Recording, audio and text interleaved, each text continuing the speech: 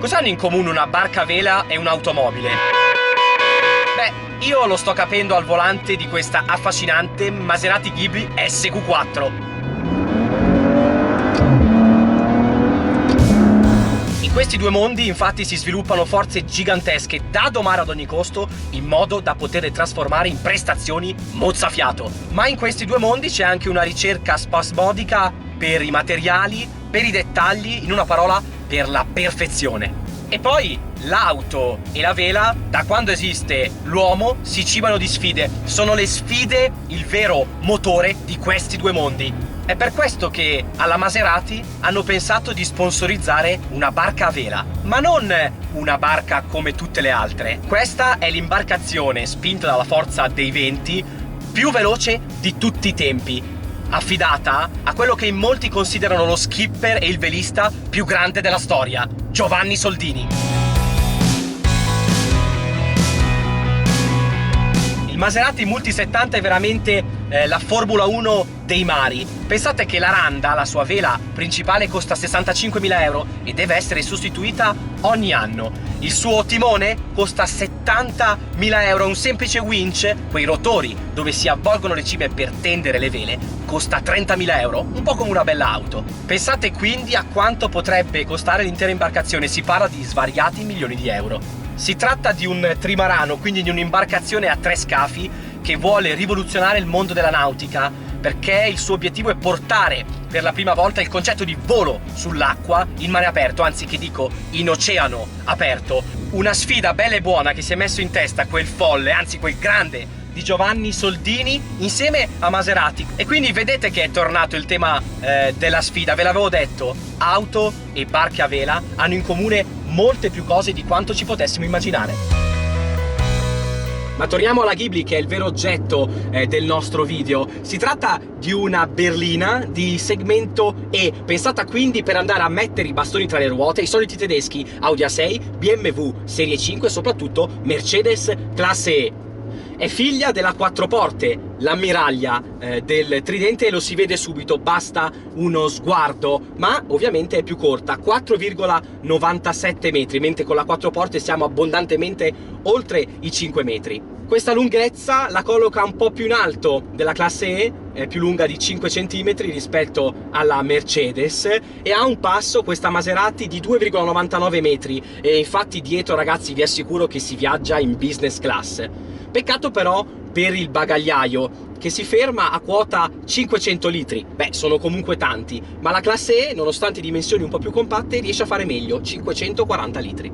La Ghibli mi è sempre piaciuta, credo sia una grande auto italiana. Quello che le mancava però era un po' di tecnologia. Per fortuna è arrivato in suo soccorso un bel restyling di metà carriera, che poi è quello che sto guidando io, che ha fatto proprio una bella iniezione di sistemi di bordo di ultima generazione. Beh, prima di tutto è arrivato questo bel display, finalmente, da 8,4 pollici, che ha anche Apple CarPlay e Android Auto. Ci voleva, su un'auto di questo livello, un bel sistema molto reattivo, veloce a rispondere ai comandi, vedete? Quello che mi convince un po' meno è soltanto la grafica, che è proprio figlia del mondo Chrysler, da cui deriva questo sistema. Un aspetto che ritroviamo anche nella strumentazione, che è molto bella, mi piace perché è classica. Qui si vede che è un'auto per chi vuole guidare, per chi ama l'automobilismo, quindi strumenti molto classici, analogici, con il computer di bordo in mezzo. Anche in questo caso però la grafica è proprio uguale, mi sembra, a quella della Jeep Grand Cherokee. Avrei preferito un guizzo un po' più italiano, un po' più Maserati, almeno nelle grafiche di questi display. L'iniezione di tecnologia ha portato però finalmente, aggiungo io, anche il cruise control adattivo con stop and go, il mantenitore di carreggiata, il monitoraggio dell'angolo cieco e la frenata automatica di emergenza. Tutte cose che ormai sono imprescindibili e troviamo anche su auto molto meno blasonate di questa, quindi ci voleva. Per il resto questo restyling ha portato pochissime modifiche estetiche, sia fuori, dove abbiamo la solita impostazione molto classica con la bocca davanti e il tridente, bellissima, abbiamo nuovi cerchi in lega e qualche finitura inedita, oltre a un sistema che abbiamo già visto su Maserati e 4 porte restyling, con dei flap attivi che si aprono o si chiudono dietro la presa d'aria del radiatore per migliorare l'aerodinamica e quindi l'efficienza del motore endotermico. Se fuori la Ghibli la trovo elegantissima, direi unica nel panorama di queste berline di lusso, stesso discorso vale dentro, dove troviamo un abitacolo puramente Maserati, puramente italiani. La cosa che mi fa più impazzire di queste Maserati sono i pellami, morbidissimi ragazzi, è un piacere anche solo sedersi da fermo su quest'auto, pelle che ritroviamo anche qui su tutta la plancia con cucitura a vista. Bellissimo l'esemplare che hanno dato a me in prova, con pelle rossa, cuciture bianche, addirittura i sedili con inserti in seta firmata Ermenegildo Zegna, e poi per finire montanti rivestiti in tenera alcantara. Insomma, diciamocelo, è uno spettacolo dentro questa modenese. Sì, è vero, c'è sempre qualche dettaglio fuori posto, qualche plastica che non convince, questo bauletto non è il massimo da chiudere, anche la leva di selezione del cambio automatico non trasmette una bella idea di qualità quando la si muove, ma sono tutti dettagli che alla fine perdono sempre a queste Maserati, perché hanno una personalità talmente forte che ogni dettaglio passa in secondo piano. E poi non dobbiamo dimenticarci che la casa di Modena è ancora un costruttore molto artigianale che fa pochi pezzi, e quindi ci sta che ci sia ancora quel sapore di fatto a mano, quella piccola imperfezione a bordo di queste auto. Ma abbiamo detto che è un'auto per i veri amanti della guida, per chi ama l'automobilismo. E quindi com'è da guidare questa Ghibli? Beh, bastano 2 curve per capirlo, non ci vuole molto, ve lo assicuro. Il motore di questa SQ4 è il top di gamma per la Ghibli, un V6 sovralimentato turbo da 3 litri, in grado di erogare 410 cavalli a 5500 giri, ma soprattutto una coppia di 550 Nm subito disponibili, non appena si preme sul pedale del gas. Sentite che roba! Mamma mia!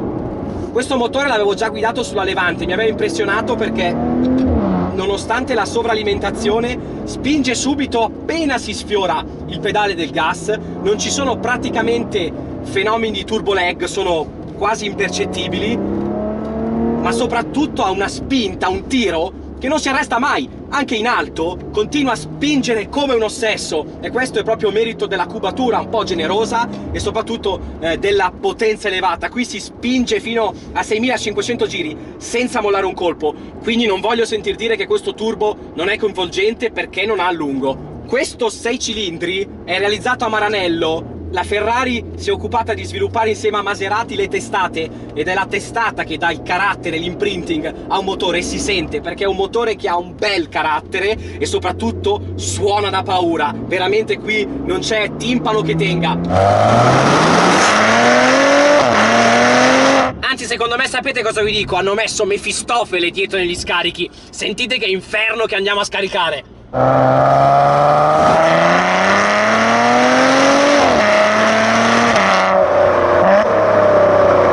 E le prestazioni parlano chiaro, ragazzi. Qualora ci fosse ancora bisogno di spiegarlo, per qualche scettico, quest'auto fa da 0 a 100 in 4,8 secondi e può raggiungere una velocità massima, dove è consentito, leggi Autobahn tedesche, di 284 km/h. Questo significa che gli italiani, senza tanti fronzoli, hanno fatto un'auto molto più veloce in tutti i sensi di una furia come la nuova Classe 43 AMG.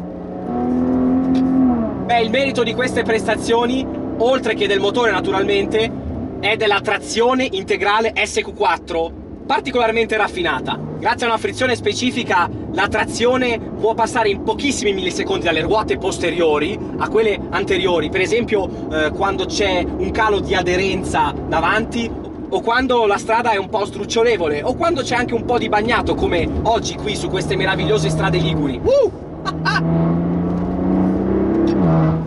Come vi avevo raccontato sulla 4 porte, l'unica nota stonata in un'auto che sembra essere nata appositamente per il piacere di guida è lo sterzo, perché avrei preferito un po' più di consistenza, ma anche una demoltiplicazione che lo rendesse un po' più diretto. È un vero peccato, perché di telaio quest'auto è fantastica, ne avrebbe ancora di più, è molto reattiva, anche per merito delle sospensioni adattive che rendono la scocca subito capace di adattarsi alla dinamica della macchina, ma lo sterzo a volte è un pochino lento.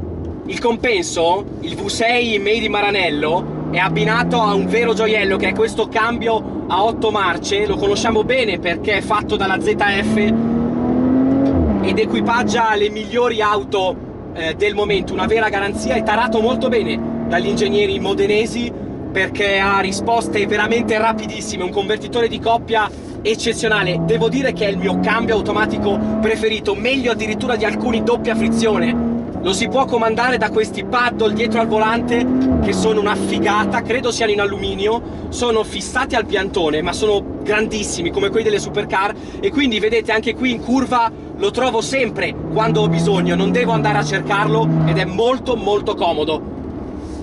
Il peso c'è ragazzi e si sente, siamo intorno ai 1800 kg e qui tra le curve è inevitabile che ci siano variazioni di carico evidenti, ma come vi dicevo il telaio della Ghibli è eccezionale, insieme al comparto sospensioni fa un lavoro egregio e quindi il risultato è che vi sembra di guidare comunque un'auto più leggera di quello che è. Una bellissima impressione che avevo già avuto addirittura sul SUV Levante. E poi comunque non dobbiamo dimenticarci che siamo su un berlinone di quasi 5 metri, equipaggiato con ogni lusso e ogni ben di Dio.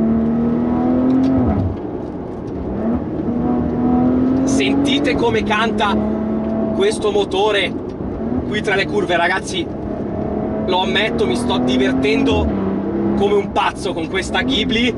La SQ4, che è la trazione integrale, la rende veramente un treno, voglio dire che sembra di viaggiare incollati su dei binari. Questo cosa vuol dire? Beh, che si va molto più veloci, riuscite ad aprire il gas molto presto in uscita di curva, come in questo caso.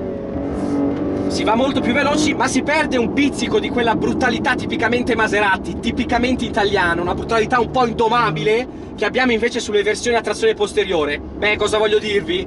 Che forse io la Ghibli la prenderei a trazione posteriore, troppo divertente.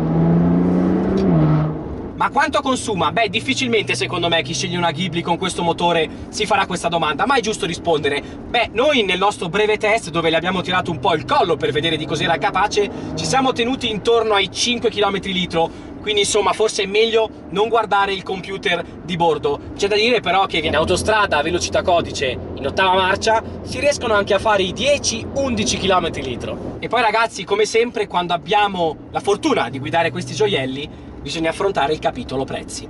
La gamma Ghibli parte da 68.000 euro con la versione 3000 diesel, quindi una cifra allineata alla concorrenza tedesca, diciamo di segmento E. Attenzione però perché la SQ4, quella che sto guidando io, parte da poco più di 88.000 euro, quindi una cifra già molto più impegnativa e anche un po' superiore alle sue competitor. C'è da dire però che sbizzarrendosi con la lista degli accessori, noi per esempio abbiamo un impianto audio firmato Bowers & Wilkins da 1900 watt, giusto per capirci, si riescono a superare anche cifre superiori ai 100.000 euro, quindi di sicuro un'auto al top del suo segmento, un'auto top di gamma in tutti i sensi, l'esclusività del tridente si paga. Ma alla fine la vera domanda è, lo so che ve la state chiedendo tutti dall'inizio del video, meglio una Ghibli o la solita classe E Audi A6 serie 5 alla tedesca? Ottima domanda, dico io, è proprio il punto che volevo andare a toccare con questa auto. Credo che sia inutile fare troppi giri di parole in stile democristiano, mi sbilancio, io non avrei dubbi, sceglierei la Ghibli perché ha una personalità eccezionale e spero di essere riuscito a trasmettervela durante questo nostro breve test, perché guidare questa macchina è veramente un'emozione tutta italiana. È vero, dal punto di vista delle tecnologie si è fatto molto per aggiornarla, ma è ancora indietro rispetto al punto di riferimento del mercato. Ci sono berline che già forniscono un assaggio di guida autonoma, che sterzano da soli in autostrada, che seguono l'andamento delle curve in maniera totalmente autonoma. Ecco, la Ghibli non è ancora a questo livello di tecnologia e poi ha tante piccole sviste, come vi dicevo, sviste figlie di un progetto e di di un'azienda piccola, ancora artigianale, c'è qualche scricchiolio nel sedile, qualche plastica, non è ancora a livello delle migliori, ma alla fine un'auto credo che si debba scegliere col cuore, e quindi tutte queste cose passano in secondo piano. È vero, alcune tedesche, penso all'Audi, sono la perfezione da questo punto di vista, la perfezione tecnologica, la perfezione nei materiali, nella costruzione, negli assemblaggi, ma non vi farà mai aumentare i battiti cardiaci come questa Ghibli, come è successo a me oggi qui su queste strade in sua compagnia. Il tempo a nostra disposizione purtroppo, ragazzi, è finito. Fatemi sapere cosa ne pensate nei commenti qui sotto, e fatemi sapere soprattutto se voi scegliereste la perfezione tedesca o l'emozione italiana. Ciao, alla prossima auto!